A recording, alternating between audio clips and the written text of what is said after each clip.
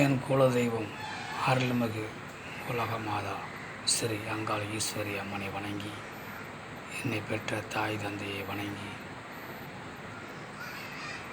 இந்த உலகை ஆளும் நாயகர்கள் 9 நவக்கிரக பகவான்களை வணங்கி, சோதிட தந்தை பரகாசுரர் முனிவர் பகவானை வணங்கி, சோதிட மேதைகள் சோதிட ஜாம்பவான்கள் அனைவரையும் வணங்கி, உங்களோடு சில சோதிட கருத்துக்களை பகிர்ந்து கொள்ள வருகிறேன்.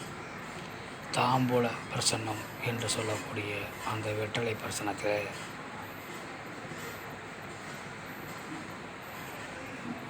அதிசக்தி வாய்ந்த தேவதைகள் அடங்கி இருக்கின்றார்கள். வெற்றிலையிலே பெண் வெற்றிலை, ஓன் வெற்றிலை, பாம்பு வெற்றிலை என 3 வகையான வெற்றிலைகள் உள்ளது. அந்த வெற்றிலைகளை கொண்டு வருபவரிடம் அந்த வெற்றிலைகளின் தன்மைகளை பொறுத்து பலன்கள் அவர்களுக்கு கிட்டும். அந்த அளவிற்கு தெய்வீகமான ஒரு பிரசன்னம்தான் தாம்பூல பிரசன்னம். இந்த பிரசன்னம் இன்றைக்கு நேற்றைக்கு வந்ததல்ல. முன்னோர்கள் ஆயிரக்கணக்கான ஆண்டுகளுக்கு முன்னாலேயே பார்த்த பிரசன்னம்தான் தாம்பூல பிரசன்னம் என்பதை நாம் தெரிந்து கொள்ள வேண்டும். மற்றவற்றை நாம் அடுத்த வீடியோவில் காண்போம்.